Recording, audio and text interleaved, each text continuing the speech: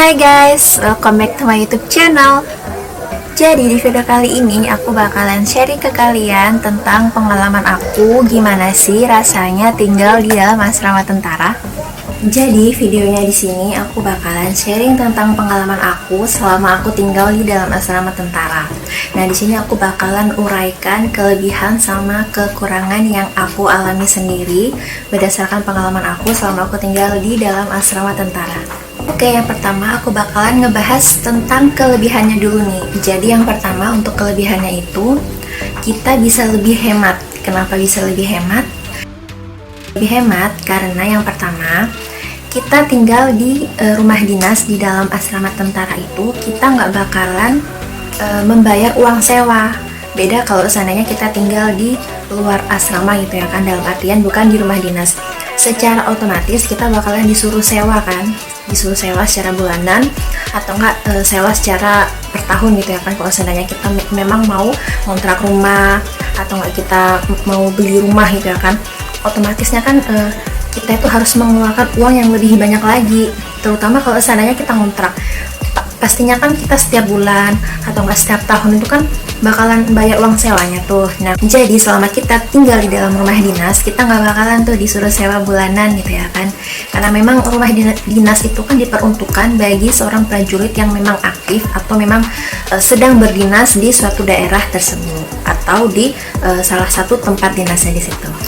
Apalagi kan ya, ini cocok banget buat kalian yang memang baru awal membangun sebuah rumah tangga gitu ya kan, sama seperti aku sekarang ini yang memang aku baru 1 tahun lebih gitu membina rumah tangga. Jadi memang ini bener-bener ngebantu banget buat kita karena memang kan nggak membayar uang sewa, jadi semuanya tuh gratis.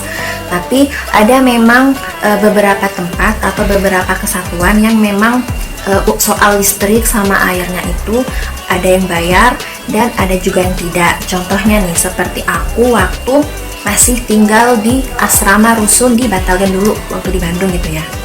Nah, waktu di Bandung ini alhamdulillah banget semuanya itu serba gratis. Uang sewa bulanan nggak ada, listrik juga nggak bayar, uang air juga nggak bayar. Jadi bener-bener free kita tuh nempatin rumah dinas tersebut. Nah, beda lagi nih di tempat asrama rusun aku yang sekarang. Jadi di tempat asrama rusun aku yang sekarang, aku memang nggak bayar sewa bulanan guys, alias gratis. Tapi untuk listriknya kita tuh beli sendiri dan juga airnya itu per bulannya kita cuma bayar 50.000 saja. Jadi memang benar-benar itu tergantung dari rumah dinas atau asrama di tempat kesatuan kalian ya guys. Jadi memang tiap-tiap asrama itu berbeda ini. Nah, aku mau kasih tahu ke kalian nih guys bahwa kalau seandainya kita tinggal di rumah dinas atau tinggal di dalam asrama itu sifatnya sementara. Kita nggak bisa selama-lamanya tinggal di sini. Kenapa? Karena memang ini kan rumah diperuntukkan bagi prajurit yang masih aktif dalam berdinas.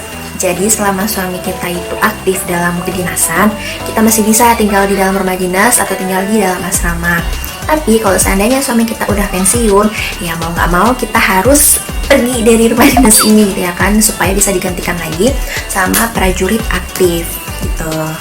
Nah, itu sebabnya kenapa kalau kita itu selama tinggal di dalam rumah dinas atau tinggal di dalam asrama, kita itu lebih bagusnya kalau menabung gitu ya kan, untuk persiapan kita membeli rumah nantinya gitu sebelum suami kita pensiun. Kasian kan kalau seandainya kita tuh terus-terusan tinggal di dalam asrama tapi kita nggak punya rumah masa depan gitu ya kan, untuk bakalan kita tempatin nantinya ketika suami kita itu pensiun. Nah, untuk kelebihan yang kedua ini, kita tuh bisa lebih aman guys tinggal di dalam rumah dinas atau tinggal di dalam asrama. Kenapa aku bilang lebih aman? Karena biasanya kan kalau seandainya kita tinggal di tempat lain gitu ya kan, selain di dalam asrama atau enggak selain di rumah dinas gitu ya kan, pastinya kan barang-barang kita tuh bakalan hilang. Maksudnya dalam artian ini misalnya jemuran kita hilang gitu ya kan, atau enggak sendal jepitnya kita hilang gitu. Nah, kalau seandainya kita tinggal di dalam asrama, kita tinggal di rumah dinas, insya Allah aman gitu ya kan, aman, terkendali, tentram, dan damai. Kenapa? Karena memang kan sistemnya itu kan kalau seandainya kita mau keluar masuk batalion nih atau mau keluar masuk asrama, otomatis kan kita harus melalui yang namanya pos penjagaan nih. Bayangin aja kalau dijaga selama 1 kali 24 jam gitu ya kan, Nah, barang siapa yang mau masuk, itu kan bakalan diperiksa dulu nih. Jadi nggak sembarangan orang itu bisa masuk, terus ditanya keperluannya apa gitu ya kan, mau ketemu sama siapa. Jadi memang benar-benar diperiksa secara detail. Jadi nggak sembarangan orang itu bisa masuk ke dalam asrama atau ke dalam rumah dinas kita. Jadi memang benar-benar insya Allah aman. Kebayang nggak sih kalau rumah kalian itu atau rumah dinas kalian itu dijaga sama bapak-bapak tentara gitu ya kan, 1 kali 24 jam. Gimana? Luar biasa nggak tuh?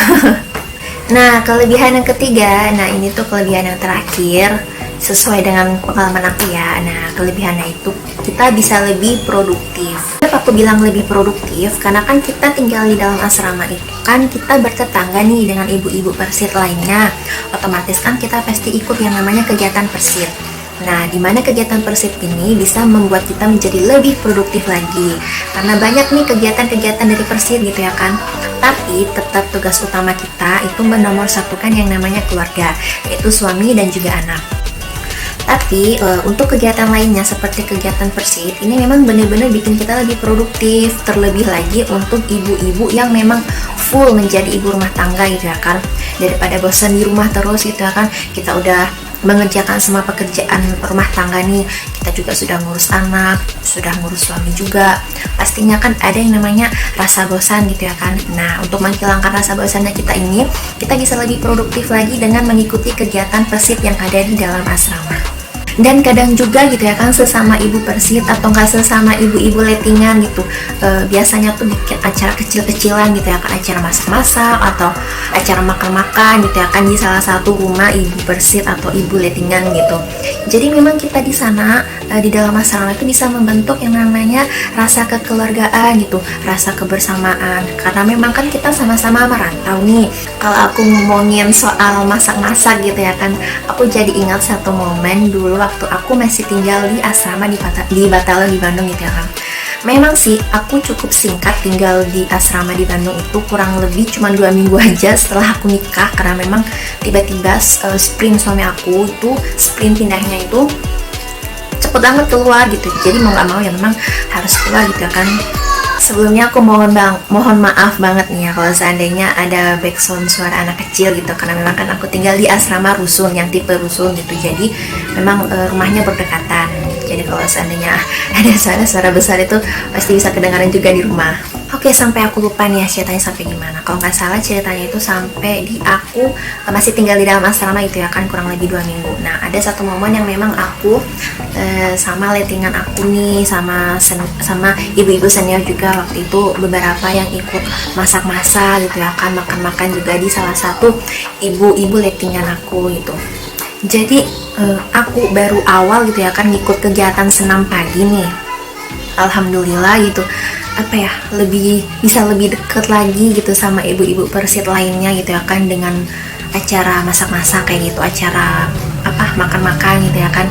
Jadi memang aku jadi semakin gak bosan gitu ya kan di rumah gitu. Jadi kita tuh gak ngebosenin, karena memang ada aja kegiatan gitu ya kan yang bisa kita lakukan bareng ibu-ibu persit lainnya gitu. Dan gak menutup kemungkinan kita juga bisa bikin acara di luar asrama nih, misalnya acara ngumpul-ngumpul gitu ya kan, ngumpul-ngumpul lettingan gitu. Ada satu momen juga yang kangen banget gitu kalau mau dibilang, satu momen dimana kita tuh pada ngumpul lettingan gitu ya kan, masih di sekitaran Bandung juga nih. Jadi kita tuh bikin acara ngumpul-ngumpul di daerah Punclut itu. Pasti momen kalau seandainya kita mau makan-makan itu pasti nyari tempatnya itu di daerah Punclut, karena kalian yang tinggal di Bandung pasti tahunya kan, daerah Punclut itu yang memang daerahnya itu dengan pemandangan atau suasananya yang enak banget gitu ya kan, view-nya gitu. Jadi cocok banget untuk diajak ngumpul-ngumpul. Bisa dibilang sih, sekalipun aku tinggalnya cuma 2 minggu saja di asrama Batalo di Bandung itu, tapi alhamdulillah berkesan banget gitu ya kan, karena memang aku lebih terasa gitu kekeluargaannya yang menurut aku, yang memang aku notabene masih orang baru di dalam asrama gitu ya kan. Tapi alhamdulillah ini mungkin tergantung dari individu masing-masing ya, yang memang bisa langsung membawa dirinya atau bisa langsung membaur gitu ya kan di kehidupan yang baru.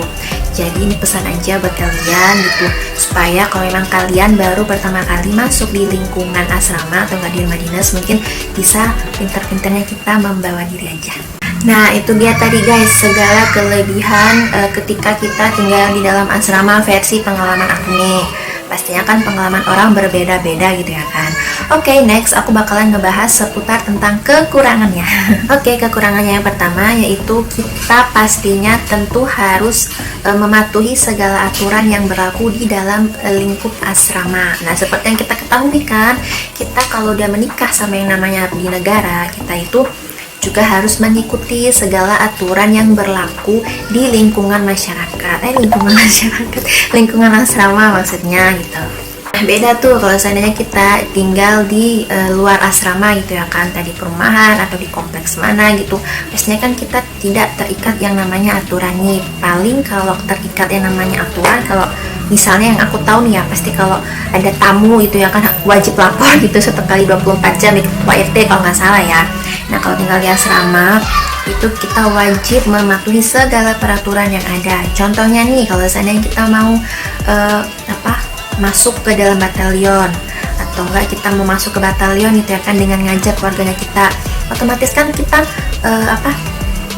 pertama kali harus diperiksa dulu nih di pos penjagaan.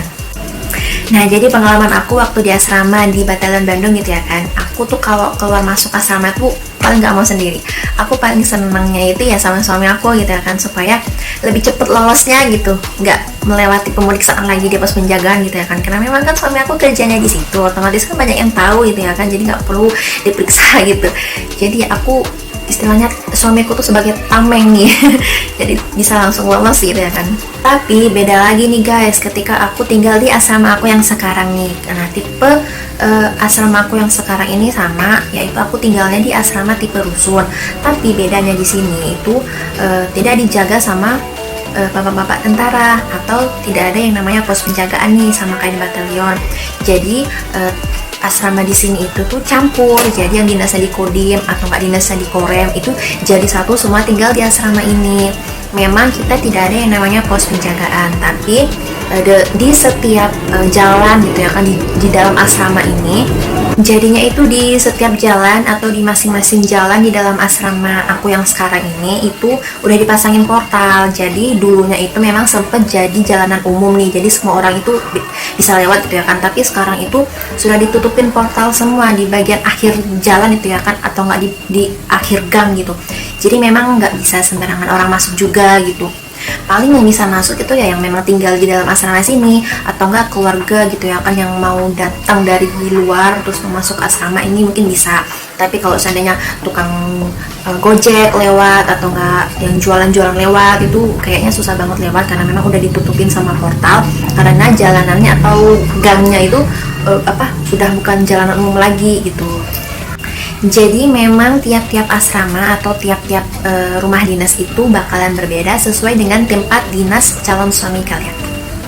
Dan pastinya kalian bertanya-tanya nih, Kak, kira-kira kalau nggak tinggal di asrama boleh nggak sih? Kira boleh nggak ya tinggal di luar?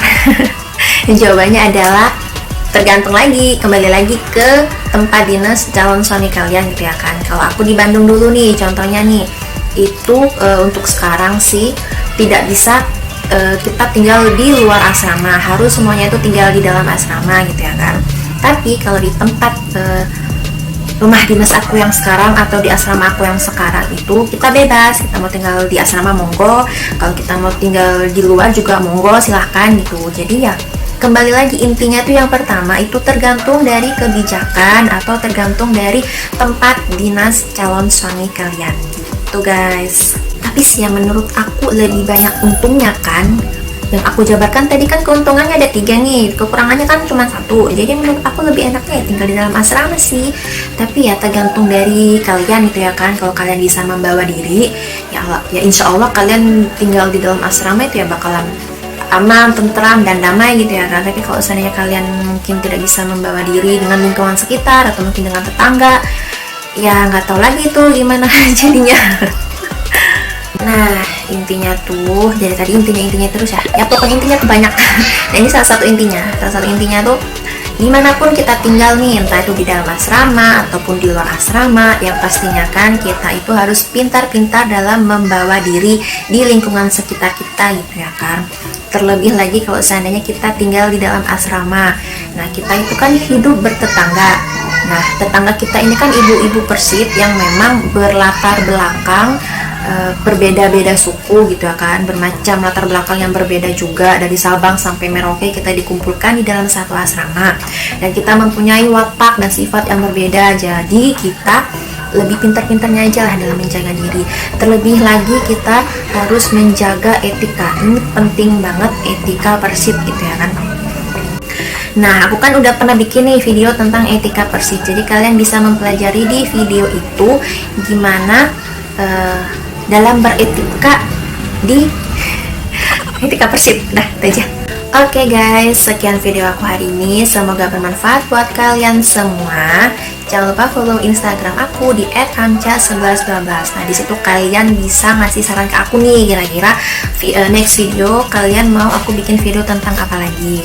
Dan gak jarang juga sih aku tuh bikin Q&A gitu ya kan di IG story aku. Jadi di situ kalian bisa bertanya gitu ya kan tentang apa aja gitu. Kalau seandainya aku ada waktu, aku bakalan ngejawab di situ. Jadi jangan lupa di follow ya. Oke, sampai jumpa di video selanjutnya. Dadah.